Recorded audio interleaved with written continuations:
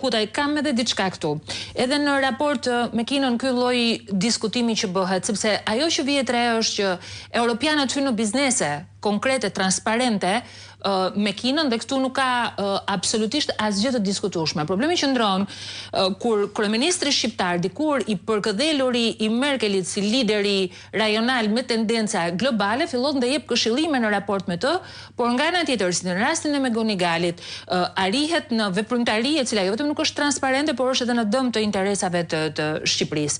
Çështja nuk është këtu më sa ja hedh Edi Rama një bashkëbisedim me një gazetar apo sa interesant bëhet ai për shtypin e huaj. Çështja është sa problem është sot Edi Rama për Bashkimin Evropian. Shiko, nuk do shkoj direkt ty të shtoj që është një problem madhor, shikosh. Jo, problem madhor jo, po sa problem është? Pra nuk mund të kaloj kështu si një gjë interesante, si një personazh egzotik. Jo. Imazhi është njëta me elefantin. Ke një komunitet për 450 milion banorësh, rreg? Edhe ke një Shqipëri me Edi Ramën me 1,5 milion, për që relativizojmë. E para, dyta sot, dhe lajmi kërso sot është Parlamenti Evropian që më në fund promovoi, validoi planin Meloni. Po. Për qendrat e pritjes së migrantëve. Nuk është problem, por është një zgjidhje për një pjesë të Evropës, sepse sot Italia është kaçja e vendeve të mëdha.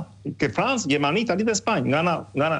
Kështu që sot çifti Meloni Rama i imponuan Evropës zgjidhjen radikale, por nuk kurse shqiptarëve, sepse nuk është thonë shumë Shqipëri, por çfarë zgjidhja?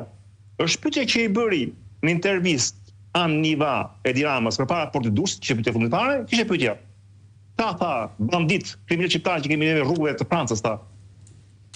Të cilë është shënuar një OQTF. OQTF është shprehje frëngjisht për të thënë që është një detyrim kthimi pa kthim, si thua. Do i marrësh mbrapsht, sigurisht do i marrë mbrapsht, sigurisht. Tani janë shqiptarë me mbrapsht këtu. Por ku ke algerian si Itali, ku ke marokan, ku ke bangladeshi, ku ke që nuk duan të thënë më mbrapsht. Italia nuk ka fuqinë të detyrojë Egjiptin, të detyrojë Bangladeshin, të detyrojë Somalinë të marrin mbrapsht. Çfarë është kjo që u votua sot Parlamenti Evropian?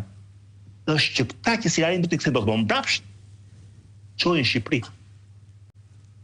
Pra sot Shqipëria është bërë legalisht kosh i plerave demografike të Europës në mënyrën më legale.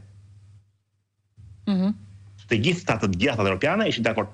Pra, i mund ta kesh problem, por nuk është problem sepse problemi që është ky kaltroje, që ishte intervista, kjo ishte. Intervista ishte që Edi Rama, Shqipëria Edi Ramës është një kaltroje në Europë. Kjo ishte sensi i intervistës së Andivas për lexues francez. Por neve e kemi kohë fare në Europë, të kaltroje lëm jashtë, nuk e fare. Dhe i marrim Shqipërisë, ai që na shërben neve si Evropë, i marrim koshën plera. Prandaj njëherë, problemi është që juve në Shqipëri thani la, jo prokratur. Qartë, prandaj e bëra pyetjen. Ju duhet zgjoni. Ilda, pra sot është ky vendimi i Parlamentit Evropian dhe ky është shqetësimi më i madh i cili mund të justifikohet dhe mund të shërbejë shumë mirë si alibi edhe për vonesën e integrimit të Shqipërisë në familjen e përbashkët evropiane. Kam të vështirë të imagjinoj se si integrohet në Europë, një vend i cili vendoset bëhet një hub, pra një mikpritës i madh, po themi ne, e nuk e di se sa qindra apo mirave nga ana tjetër emigrantë të padëshiruar në të gjithë Europën. Shikon, ka dy gjëra që janë të rëndësishme për momentin. Sot Bashkimi Evropian do të japë një mesazh pozitiv për zgjerimin. Do të japë këtë edhe për Ukrainën, edhe pse di që Ukraina nuk ka dot një proces të shpejtë antarësimi në BE, dhe këtë mesazh pozitiv do ta japi me vende nga rajoni Ballkanit Perëndimor. Në Ballkanin Perëndimor të pozicionuara më mirë si shtete janë Malizi dhe Shqipëria. Nëse Shqipëria fillon dhe futet në këtë aventurën që të bëhet edhe vend për të pritur emigrantët, i ka thënë automatikisht mirëpafshim procesit antarësimit në BE. Kështu që jo vetëm nuk e përfiton asgjë nga ky moment ku është tani, që nëse do kishte një mençuri politike, një qeveri e kujdesshme, do kishte përfituar maksimalisht, po Edi Rama, pengun numër 1 që i ka vënë këtij procesi është me Belinda Ballukun, dhe nëse do të shkoj pastaj drejt marrëveshjeve të përsëritura si ajo me Melonin me shtete tjera, atëherë kjo është automatikisht ndërprerje përfundimtare e procesit të antarësimit të Shqipërisë në BE. Jo vetëm kaq, po në një intervistë që pati dhënë Marta Kos, për shembull, ai pati bërë dhe një sqarim interesant për Edi Ramën dhe Vučićin bashkë. sepse këto duket sikur thoshin që shiko, mos na pranoni në BE, po na fusni në Schengen. A thua se të shkosh në Schengen është më e lehtë. Në fakt, ata që njohin procesin e anëtarësimit e dinë për shembull që më lehtë është të bësh vend anëtar se sa të bësh pjesë e zonës Schengen.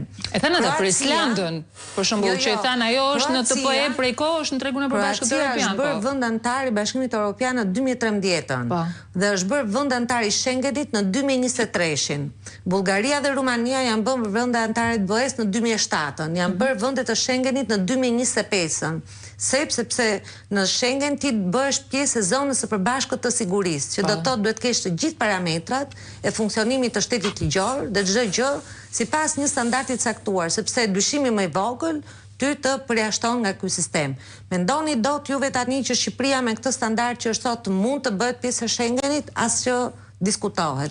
Aq më tepër që varianti që thoshte Marta Kos ishte varianti i tretë në 3 variante, është ai që ti mund ta anëtarësohesh, por me mundësi kthimi pas që në rastin më të parë që Shqipëria do çedonte. Patjetër, ti mund të kthehesh mbrapsht dhe është një e pas e më shumë. Kështu që tani ne jemi në pikën që diskutohet nëse vendet e Ballkanit do të bëhen mikpritse të këtyre qendrave të azilantëve, por kjo ka pak gjasa që të ndodh. Me gjithë aprovimin e sotëm që është bërë nga Parlamenti Evropian. Me gjithë miratimin e sotëm, sepse as vetë Europa nuk ka interes që t'i sjellë të gjithë emigrantët në Ballkan sepse di që nuk e kontrollon dot kufirin. Nuk e kontrollon dot kufirin dhe të gjithë ato emigrantë që kanë kaluar përmes tranzit përmes Ballkanit kanë përfunduar përsëri në Europë. Pra kanë ardhur nga Greqia, kanë përfunduar në Itali, nga dritaria, kanë hyrë nga Oxhaku me fjalë. I kanë gjetur të gjitha mënyrat, por nuk ka qëndruar këtu. Dhe po flasim për qindra mijëra që kanë kaluar.